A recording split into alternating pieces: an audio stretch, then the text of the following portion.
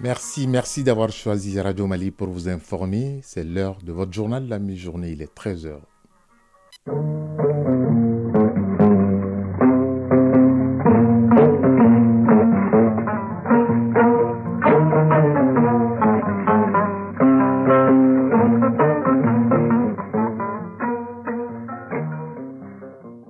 Le journal, Ousmane Daou. Mesdames et messieurs, bonjour. À la une de ce 13h, à Kagnogo, cercle de Kangaba, après des moments de turbulence, les populations se retrouvent et fument le calumet de la paix à travers un forum dénommé Forum de la paix et de la cohésion sociale. Inaba nous fera le point. Pendant ce temps à Ségou, on se réunit autour de la table pour penser le développement de la région à travers des projets structurants. Au total, 68 projets dans divers domaines sont débattus. L'initiative s'appelle le Crocsad. Jacqueline Dako nous en parlera. Notre dossier de ce lundi nous parlera de la solitude, un choix de vie pour certains, mais considéré par d'autres comme un comportement asocial. Rassurez-vous, ce n'est pas une maladie d'après les médecins. Brahma Traoré nous parlera de la solitude. Hors du Mali, les États-Unis plus que jamais a renoué des relations diplomatiques avec le Niger. Malgré le changement de direction du pays, l'ambassadrice a présenté ses lettres de créance au ministre des Affaires étrangères du Niger avant le général Abdourahmane Tchani, le président de la transition. En République démocratique du Congo, ils ne sont plus que 22 candidats pour les présidentielles au lieu de 26. Certains ont décidé de rallier le camp de Moïse Katumbi, notamment l'ancien Premier ministre Augustin Matata Ponyo. En sport, Fotigi Tunkara sera là pour le tour de l'actualité sportive avec en filigrane les compétitions africaines des clubs. Le stade malien de Bamako a chuté 1-2 à domicile devant la renaissance sportive de Berkane du Maroc en Coupe de la Confédération. Et puis, tapis rouge cet après-midi à l'aéroport international président Modibo Keïta Sénou pour les cadets maliens de retour de l'Indonésie où ils ont fini 3e de la Coupe du Monde des cadets. Voilà pour le sommaire, dans un instant, les détails. Lundi 4 décembre 2023, mesdames et messieurs, nous démarrons la semaine avec vous. Bonjour et bienvenue pour vous informer. Tout d'abord, tradition respectée, ce premier lundi du mois de décembre à Koulouba, au palais présidentiel. Le colonel Assimi Goïta, président de la transition, chef de l'État, a présidé ce matin la cérémonie de montée des couleurs. C'était dans la cour du palais de Koulouba. La cérémonie a enregistré la présence massive des collaborateurs du président de la transition. Cette cérémonie, qui se tient le premier lundi de chaque mois, vise à faire renaître les valeurs patriotiques chez les Maliens. La montée des couleurs a été instituée, faut-il le rappeler, le 2 août 2021, après la rectification de la transition par le colonel Assimi Goïta, président de la transition. Une montée de couleurs également qui s'est déroulée ce matin ici à l'ERTM. Sur un tout autre sujet, la commune de Kagnogo, cercle de Kangaba, a servi de cadre pour le Forum de la paix et de la cohésion sociale ce week-end. Le but visé est d'informer et de sensibiliser la population sur le vivre ensemble, la paix et la cohésion sociale. La cérémonie a été couplée avec l'intronisation du coordinateur des chefs de village de la commune de Kagnogo, envoyé spécial à Kangaba, Inaba Adama Kamara. Le vestibule de Kenyege, commune de Kagnogo, est réputé pour être un lieu de paix et de cohésion. Les populations de 5 villages se sont donné rendez-vous ce samedi pour parler de paix et de vivre ensemble. L'objectif visé est de sensibiliser la population afin d'apprêter la route du développement. Omar Traoré, maire de la commune de Kagnogo. Dans chaque milieu, il y a quelques disputes partout, il y a différents partout.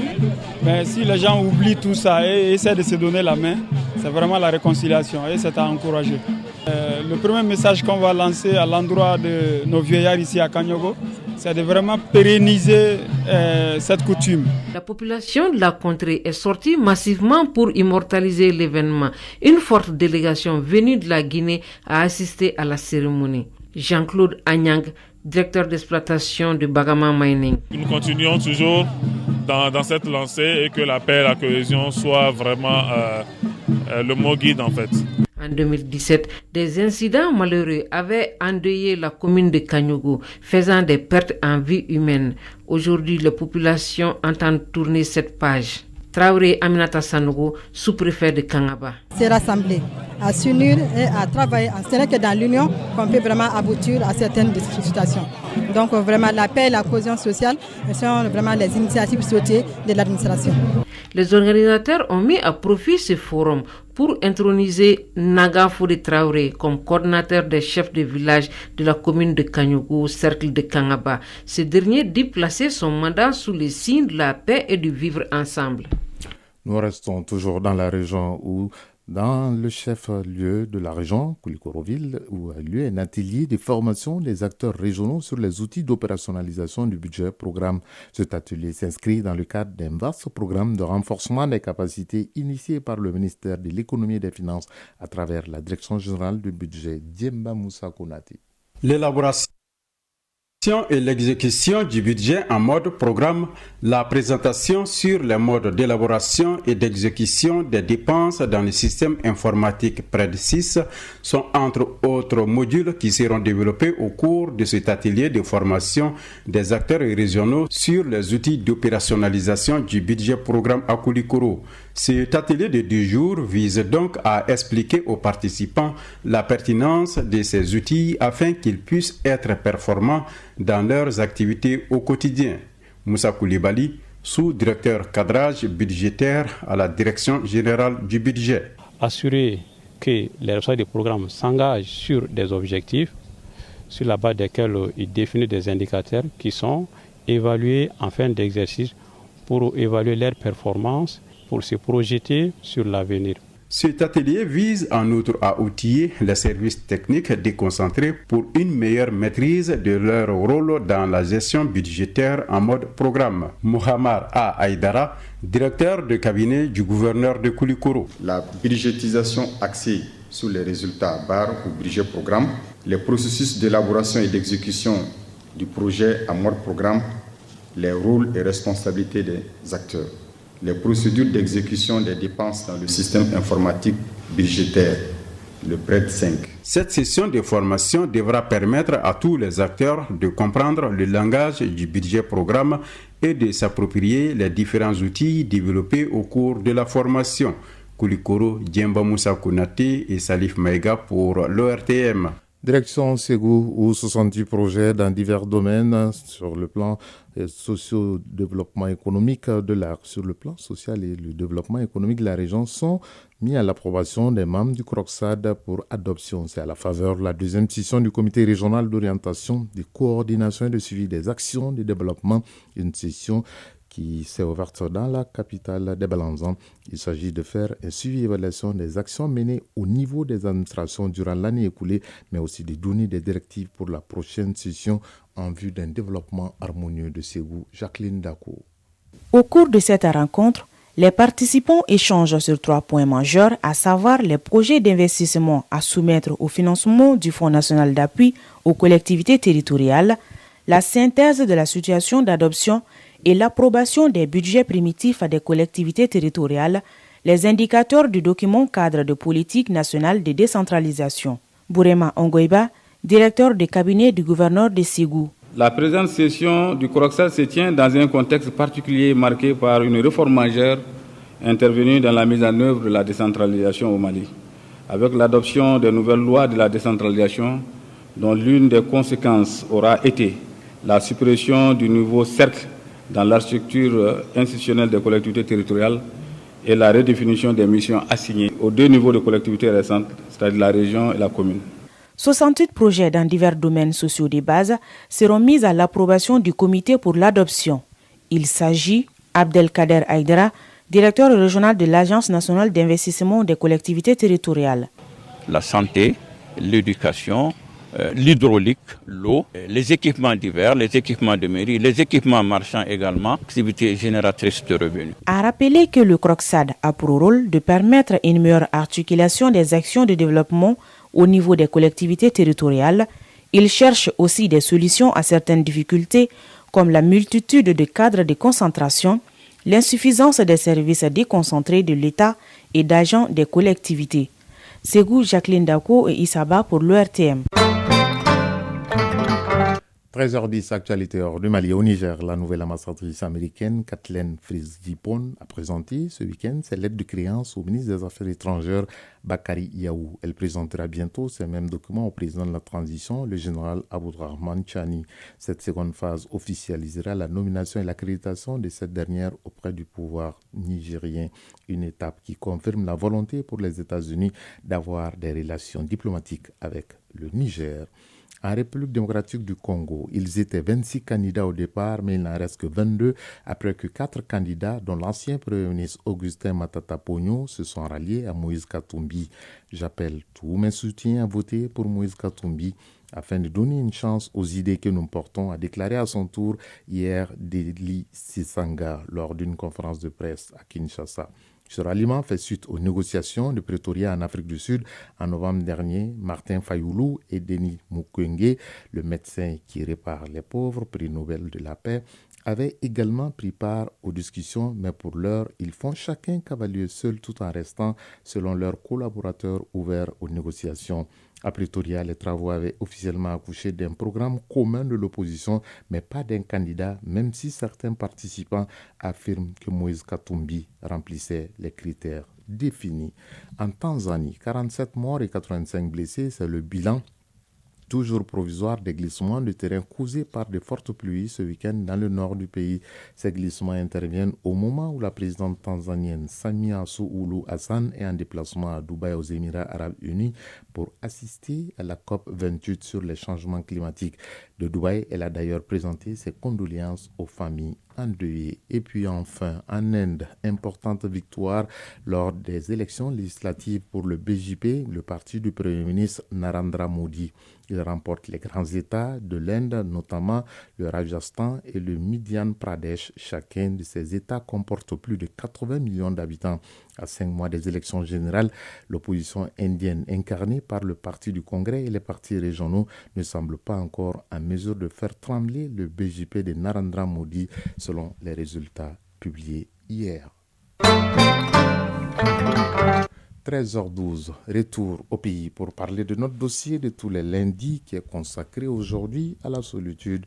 Elle préfère toujours s'éloigner des autres pour être à l'aise ou bénéficier d'une certaine tranquillité. Ces personnes souffrent de ce qu'on appelle la solitude. Un sentiment pouvant signifier que leurs relations interpersonnelles ne répondent pas à leurs besoins. Si la solitude n'est pas une maladie selon les médecins, elle présente de gros risques pour l'individu. Cette difficulté de s'adapter à son environnement pourrait conduire à un problème de santé mentale, de dépression et de troubles de sommeil. La solitude, c'est le sujet du grand format de ce lundi. Il est signé Brahma Traoré. J'ai du mal à intégrer aux gens. Conséquence, cette dame souffre aujourd'hui le martyre à cause de cette difficulté d'intégration.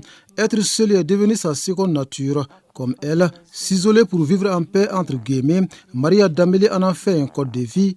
Non, pas sans raison. C'est à cause de mon éducation que je suis devenue une personne réservée qui aime tout le temps être dans son petit coin, sans dérangement. Je suis habituée à ça, à toujours rester seule, puisque les parents travaillent, donc ils ne sont pas toujours à la maison. Comme le dit le philosophe, pour vivre heureux, il faut vivre caché. Lui ne vit pas caché, mais préfère plutôt s'isoler des autres. Abdul Aziz Ben Ali, c'est de lui qu'il s'agit. Rester seul, tranquillement, c'est ça que j'aime aussi. Parce que de collaborer à des gens, il y a beaucoup de difficultés.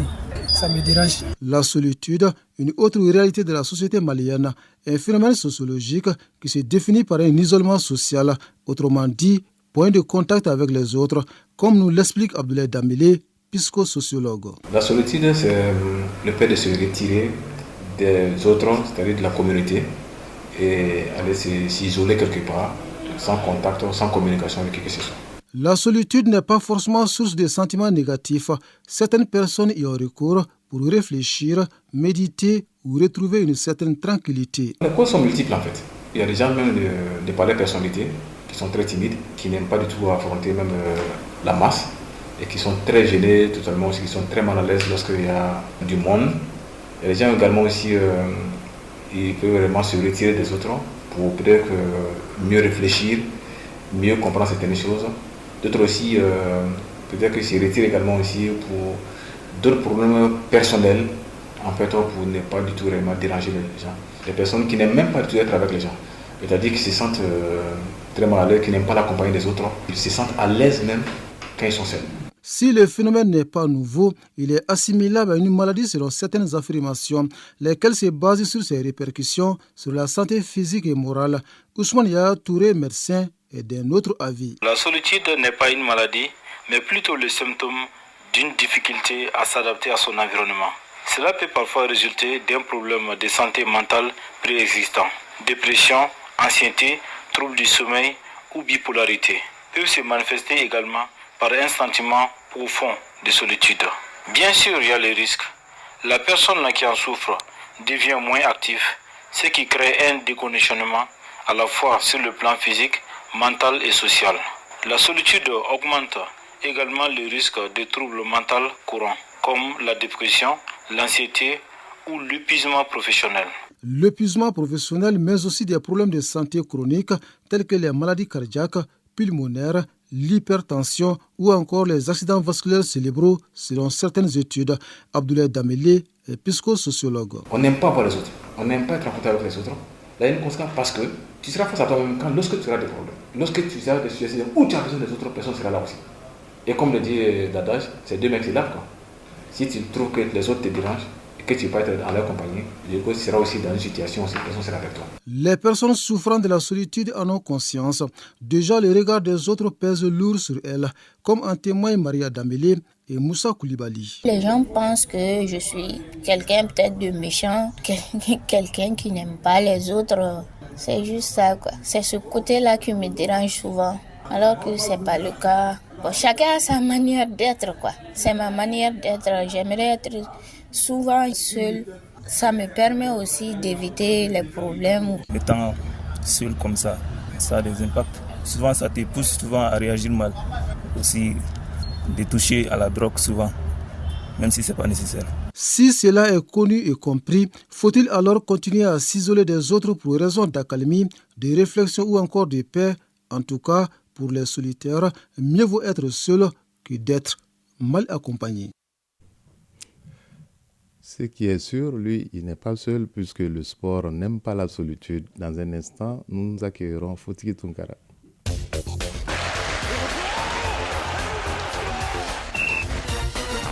À 13h passé les 16 minutes, j'accueille affectueusement celui que j'appelle Doutigi Bafouti. Bonjour. Bonjour Swanda, bonjour à tous. Bienvenue pour la page sport de cette Merci édition. Pour cet accueil. Compétition africaine des clubs, le stade malien de Bamako a trébuché hier au stade du 26 mars en Coupe de la Confédération. Oui, défaite de buts à 1 des Blancs de Bamako qui se loupe à domicile au compte de la deuxième journée du groupe D de la Coupe de la Confédération hier au stade du 26 mars de Irimadio. Le stade malien de Bamako s'est incliné devant la Renaissance sportive de Berkane 2 buts à 1, doublé du Sénégalais Paul Valère Bassane au 30e et 37e minute de jeu. L'unique but du stade malien de Bamako est inscrit à la 71e minute de jeu par Mamadou Traoré Dikapi qui permet aux Blancs de réduire les scores. Avec cette défaite, les Blancs de Bamako laissent les Marocains s'emparer seuls de la tête du groupe 2 avec 6 points. Mission accomplie donc pour la Renaissance sportive de Berkane qui prend ainsi à Bamako 3 précieux points. C'est ce que nous dit son entraîneur Amin El Karma au micro des Actieno. Pour nous, la mission était claire, c'est de ramener un résultat positif. Aujourd'hui, je pense que les joueurs ont s'est battus pour avoir un résultat. En finale, on a réussi à avoir 3 points très importants au début de cette compétition. Le stade malais de Bamako, pour les stades malais de Bamako, le score 2 buts à 1 ne reflète pas la physionomie de l'ensemble du match. Naturellement dessus, l'entraîneur du stade Sekou Sekbako pense que son équipe méritait mieux qu'une défaite dans ce match. Il est au micro de Isaac Tchenou.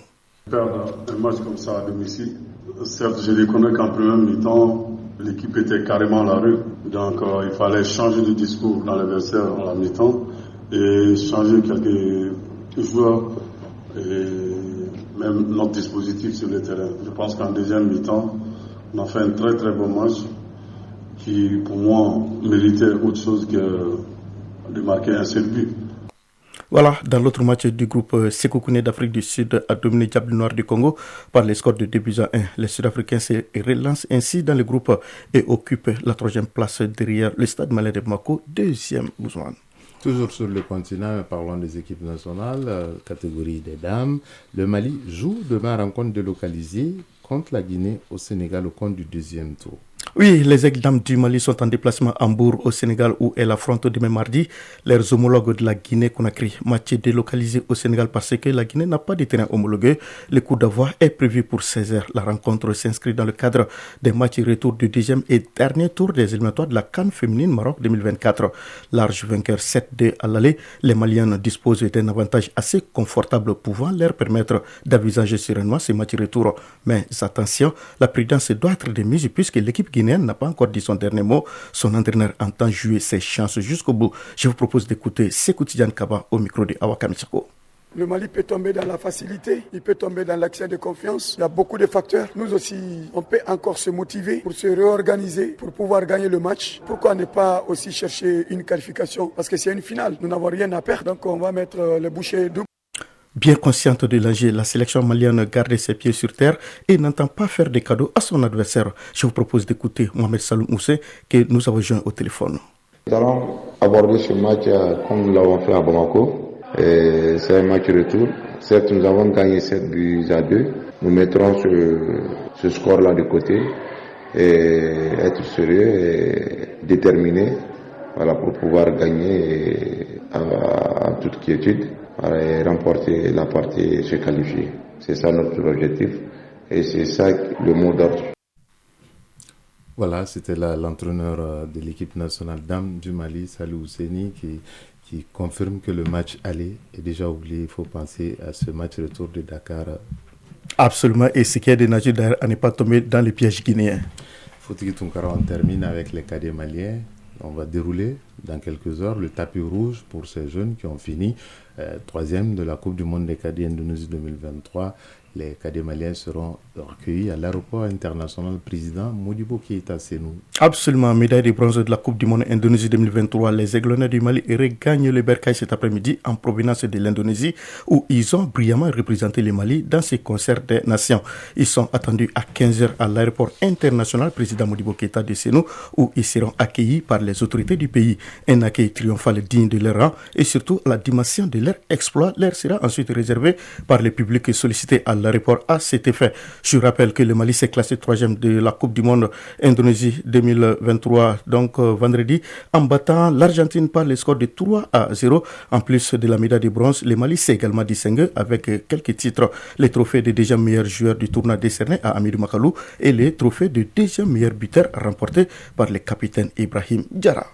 Oui, on va juste dire que faut-il, l'Afrique reste le continent le plus titré de cette Coupe du Monde des cadets. Le Nigeria 5 fois et le Ghana 2 fois. Absolument. Le Mali une fois deuxième et maintenant troisième. Ça va venir, la troisième fois sera la bonne. En tout cas, c'est une compétition qui réussit quand même beaucoup plus à l'Afrique que la Coupe du Monde des seniors, où la meilleure performance africaine reste la demi-finale jouée par le Maroc. Cette performance, vous l'avez assurée dans cette édition pour toute l'actualité sportive de la semaine ou du week-end concernant les aigles et toutes disciplines confondues. Je vous donne rendez-vous aux alentours de 21h30 pour l'émission Score sur ERTM1. Ce 13h passé de 23 minutes à Dramani, région Kaye, se referme. Il vous a été présenté par Ousmane Daou. Mise en ligne, Sékou Traoré, Amissa Kamara.